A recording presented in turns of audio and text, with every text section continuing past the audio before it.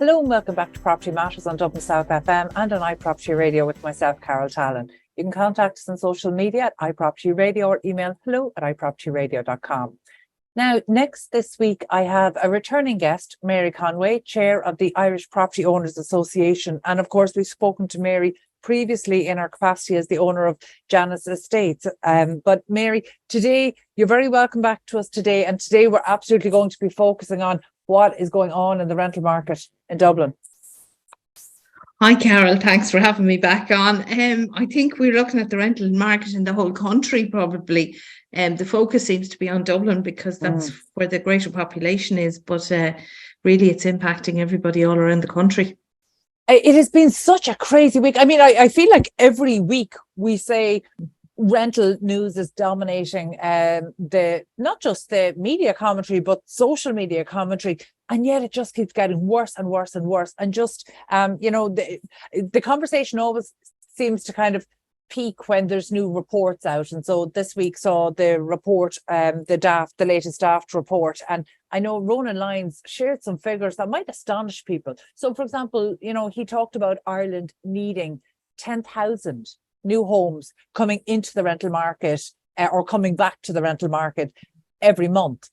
That's a huge figure. It's a phenomenal figure. And at the moment, I think we've something like, just slightly over 2,500 coming in every month. So like not even a quarter of what we need just to get to a functional state.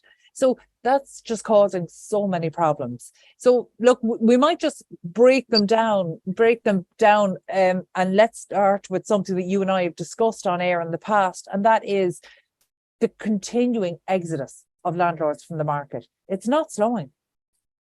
No, if anything, it's probably, everybody's saying, the eviction ban has been a great success and it stopped people being pushed out of their homes. We opposed the IPOA, Irish Property Owners Association, opposed the ban at the beginning because we said, what really is it going to achieve? Is it going to bring the homeless numbers down? And in fact, we've seen that they've gotten higher. So they based it, I think, on the fact that they had what they called a successful eviction ban during COVID. And the reason that it was successful was when COVID hit, nobody knew what was going to happen. And we had our people from Facebook and Google that went back to their own country, freeing up accommodation there. And then we had the boys and girls from Kerry and Cork and everywhere else that went home. And a lot of cases stayed at home and worked from home. So some houses were freed up to the market, and then apartments that were allegedly in Airbnb came back to the market. But landlords are leaving in droves. And my concern is, people will leave for various reasons, and there will always be a rate of attrition in any organisation or any industry. But the thing about it is nobody's getting in, and we need a functioning private rental market. So why are people not getting in? Well, there's reasons. The reasons that people are getting out, or the reasons people aren't getting in, is overtaxation and overregulation. And looking at a survey of European countries and what tax people are paying in other countries, Irish landlords are paying higher tax than any of the other countries. And then with regards to overregulation, well, we had the Residential Tenancies Act in 2004. And I think there's been something like 156 changes or 156 amendments to the Act in that time. And the RTB was set up after the Residential Tenancies Act, and they're the ones that enforce the legislation. So while everybody gives out about the RTB, they're really only doing what is in the legislation. So, the whole thing needs to be looked at and overhauled. Well, yes and no in terms of the RTB. I mean, yes, they're working off the legislation that's there, but actually they're also instrumental in shaping the policy around it, as is reflected in all those changes you mentioned. But also they're kind of the adjudication body as well, and that has absolutely not been balanced. I don't think there's anybody that could defend I suppose defend the consistent pro-tenant and anti-landlord rulings that are coming out of the RTB, and then anything that does actually even go towards the middle in terms of balance. So where landlords who have been, really the victims of their tenants in some situations, there's no enforceability.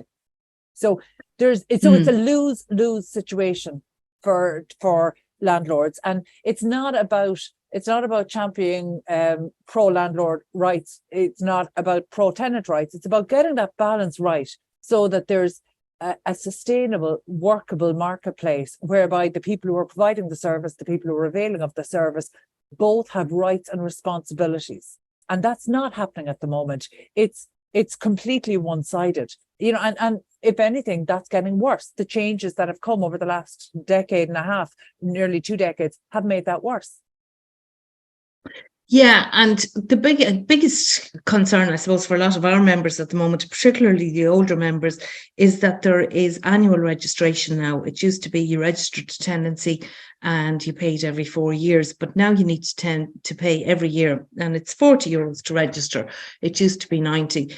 But the difficulty is they set up this very cumbersome website where you register your tenancies online.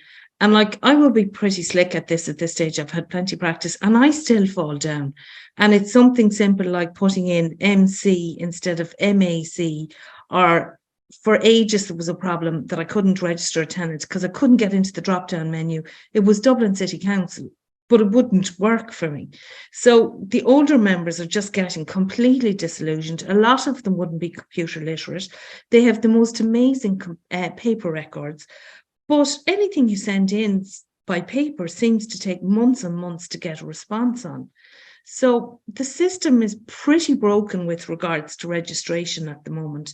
And that's one big challenge for our members, as distinct from anything going on with tenants and, determination orders or adjudication or anything like that. And you'll hear organisations say that, there were so many invalid notices of termination sent, and it makes it sound as if the landlord has done something wrong or is out to shaft somebody very quickly. Whereas in fact, it is the paperwork that is the problem. For example, if you have a landlord living abroad, they need to serve the notice of termination. It needs to go into the Department of Foreign Affairs to be validated, and then it needs to be sent in. So everything is very cumbersome and clunky and needs to be streamlined. Mary, only in the last week, it's looking more likely that despite all of the evidence that it hasn't worked, it does look like the eviction ban is going to be extended. How are your members? What's the feeling across your members about that? They're very frustrated. They're very frustrated that it was imposed at the beginning. And there are lots of people that need to sell for various reasons. It could be the bank is chasing them down. It could be they have a family member that needs to move in. It could be a marital breakup and a property has to be sold. A blanket ban does not work. Does it work on an individual basis? The notices of termination are quite complex. And if somebody has been in a property for over 7 years, the notice period is 224 days, which is about 8 months. So if I serve a notice of termination today, I think it comes in around the 29th of September. So, there is a very long lead into somebody leaving a property. I suppose the problem is, because landlords have sold up, there's nowhere for them to move to. Yeah, and that's the biggest challenge. It's such a disconnect. Now, I know there have been, even where we've had reason to be optimistic, certainly before Budget 23, in the weeks before or in the months before Budget 23, there seemed to be a growing acknowledgement by the state that actually we need to stop landlords leaving. And then obviously there was political landlord reputation and PR crises that made it unpalatable to do kind of what needed to be done in Budget 2023, and that's what we saw last year. But it feels like then this tokenistic, what was the latest one a couple of weeks ago? Fridges, a greater allowances towards appliances and fridges, and that just seemed to really anger the landlord community, because it was trivializing something so important, and then that just showed an absolute lack of understanding about this joined up thinking that actually, if more people are leaving, that means there's less supply, fewer people coming in, we're not creating new supply. So actually all of the policies are moving in the wrong direction. And just this week, I know Property Industry Ireland, PII, lobbied, and they were before the Oireachtas committee there, and they lobbied for landlords to be brought in to the Cronaha scheme, for the city scheme. I think just cities, not towns, which would be welcome. Have you floated that by your members, or what's their take on it? I think our members are just, at the moment, they're just so caught up with rent pressure zones and the eviction ban and the taxation that really that's where their focus is. And like, we put a budget submission together, and we worked with IPAV, because IPAV see the results of landlords leaving the market. They see they're selling the properties. And, we looked for 25% tax across the board, including PRSI and USC, and that the institutional landlords would pay something as well towards tax. We also looked for capital taxes reform. And if you remember the Section 23, that was a great scheme to generate the inner city back in the late 80s. Late 90s. So, looking, what could we do to be constructive? And we put a whole thing to the government. And as you say, all we got was bridges. That was just so frustrating. And actually, Sean Keyes, writing in The Currency this week, had a really good piece about rent controls. And, and I think he framed it that there's kind of an art to rent controls that has been completely lost on the Irish government. So the main issue with the Irish rent controls, and this is something he was putting forward, is that their failure to provide a balance between tenant protection and the supply side initiatives. So essentially, the difference between the rent rates for movers and for those staying or have been there after the introduction of the rent pressure zones in 2016, it was actually leading to significant problems on the supply side. And while I think most credible and good operators want strong tenant protection, we know that strong tenant protection is important in a contemporary rental market.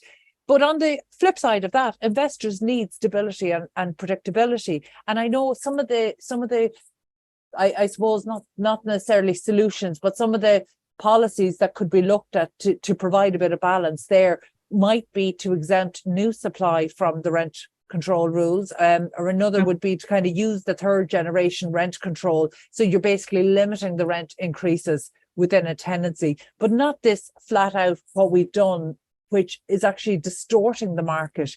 And we know from the stats that it's driving landlords out of the market. It's not creating new tenancies. And then the class of landlords, the institutional landlords who are creating new tenancies, are being chased out of the Irish market, reputationally anyway.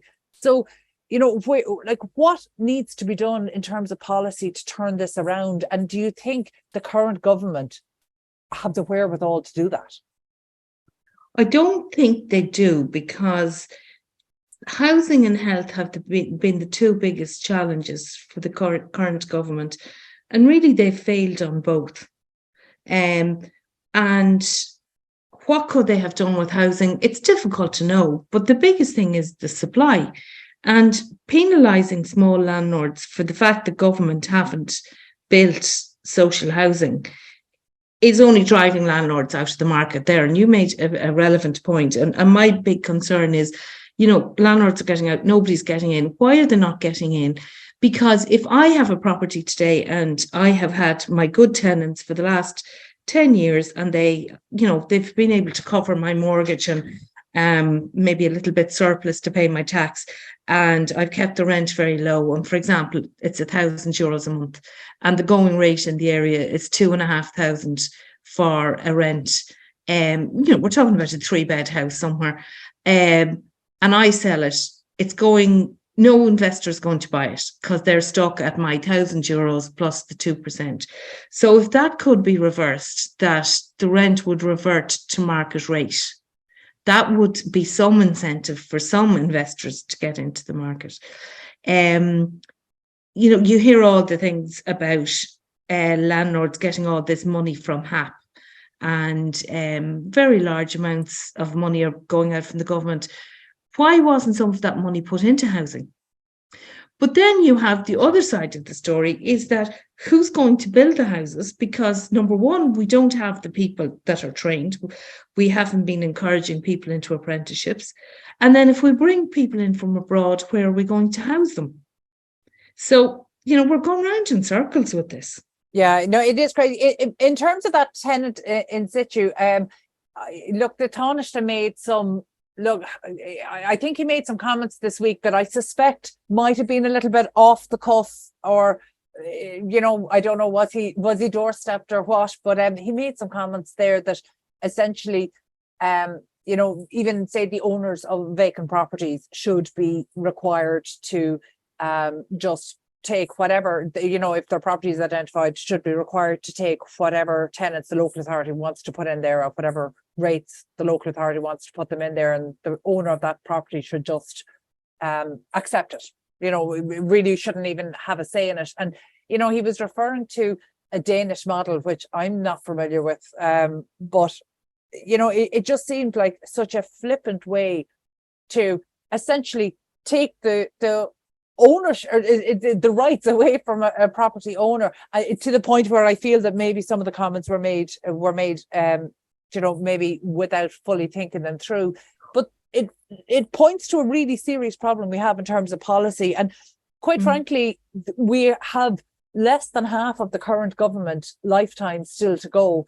There's a new party most likely going to come into place. And, this has really been tackled in the media around that, trying to question, why does the Irish middle class have such a fear of Sinn Féin?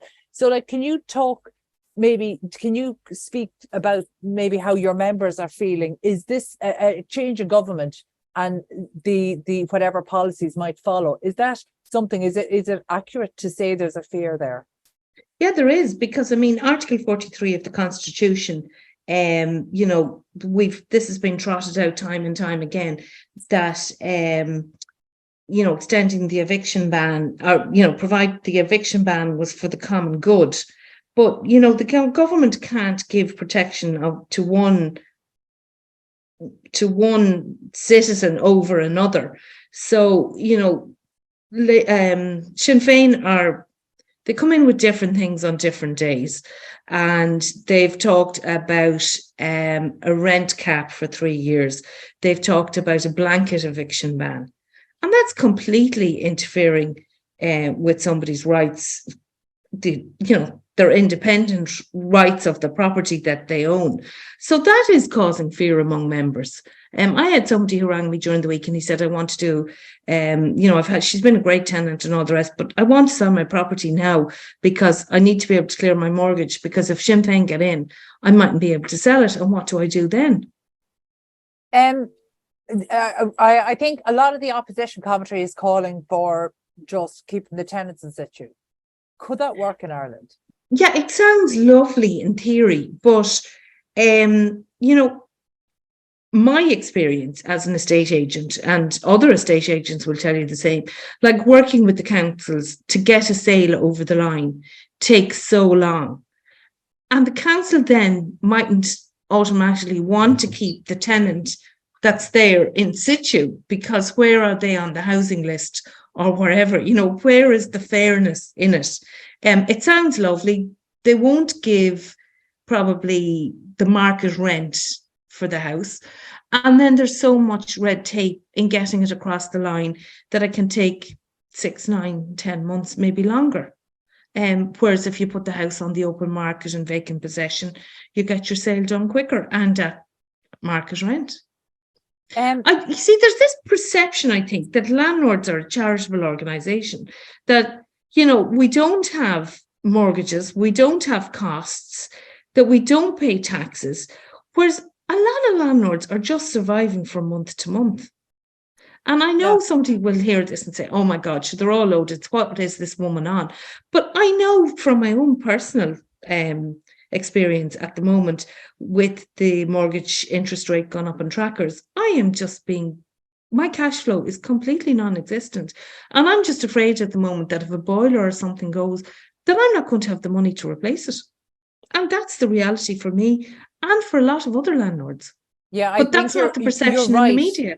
Yeah, no, you're right. There's a total misconception out there, and actually, you and I were at an industry event very recently where we had reason, and I'm not sure if you heard the discussion at the table, but there was one of the event kind of organizers was sharing her personal experience. You know, she works in events, but herself and her partner have a property, and she was just talking about the challenges of that, and essentially with the tracker mortgage, the challenges that she was facing coming off that. And I think that if one of the best things we could do is maybe educate not just policymakers, but actually the wider community, because the wider community have this perception of fat cat landlords, and it's so far from the reality. And if they could hear the stress that this particular young woman and her partner were under, and the home, they had never intended to be landlords. Yes. It was their starter home that through negative equity and otherwise, they just weren't in a position to sell when their family expanded and they need to move on. So they never set out to be landlords. They certainly didn't want to be. It certainly wasn't a profitable experience, and isn't a profitable experience for them. So you've got, in the same way that we've got people locked into the rental market, we've got people locked into providing that rental as well. And it's not working for either. It's not working for either party. Yeah, 85% of landlords have 1 to 2 properties, and they provide 53.5% of the rental stock in Ireland.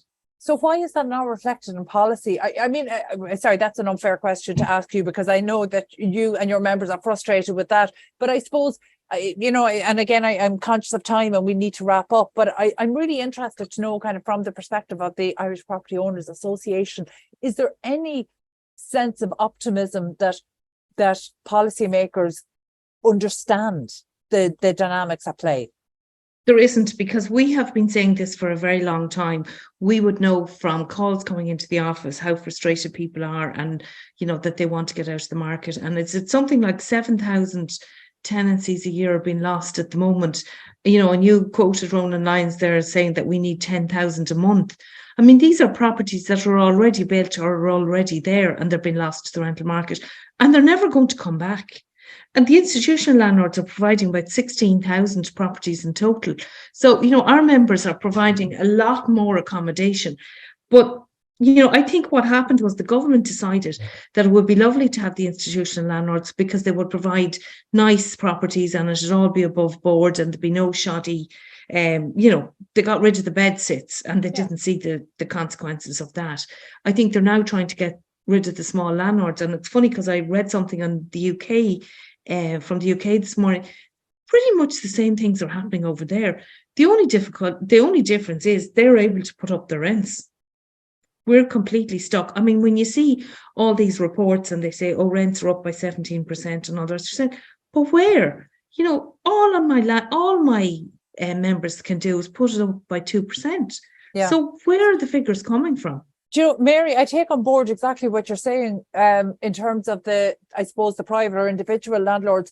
But to be fair, the PRS, the institutional landlords, they're being pushed out too. The policies are really, and there's been such an inconsistency in the policies there that we know it's leaving Ireland Inc. in a very vulnerable position when our reputation is being viewed by international money. You know, we know that Ireland's inconsistency in terms of policymaking is a really big problem. Yeah. And without the institutional landlords, you know, we will be in a worse situation because they are providing a lot of accommodation in the city. But, you know, our members are really rural for the most part.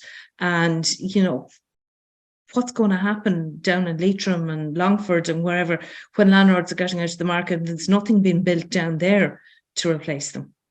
Before we finish up, have you, because I know that you work probably more closely with policymakers maybe than others. So is there any reason for optimism kind of for private landlords over the next kind of 18 months? I don't think so, not unless they look at the taxation and that they look at the regulation. In order to turn the ship around now, how severe do the changes need to be? they need to be quite severe. And I don't think it's going to happen because the populist vote is against the landlords. So, we're up fighting a losing battle. Yeah, that's really discouraging. And, honestly, if we were having this conversation, certainly last summer, I was really genuinely starting to see some reasons for optimism. I believed that our policymakers and that our politicians were coming around to the idea that they would need to make some tough calls. But actually, we saw the minute there were landlord scandals across the political classes, all of that rolled back. So, in fact, if anything, we moved backwards instead of forwards in terms of policy. And what we got were greater. I mean, when you sit at a table with Focus Ireland and Threshold and, the various organisations, and they're all saying, look, can you give the landlords some support to stay in the market? Things are fairly bad. Yeah. Okay. Mary, look, thank you so much. As always, I'm deeply appreciative of your time, whether it's in your capacity as owner of Janus Estates or through the Property Owners Association.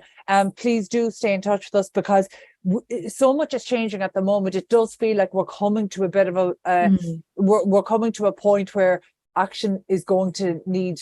We're going to need some strong action, whether it comes or not. I feel like we were in that position 2 years ago, and even 3 years ago. We've been getting to there since 2016, and maybe even earlier. But it feels like the government has a very short lifetime in front of it to turn things around. So actually, if there was ever a time for bold action, this is it. So, this might be something we see. But as always, thank you so much for giving your time. We need to take a quick break now. Stay tuned. Thank you.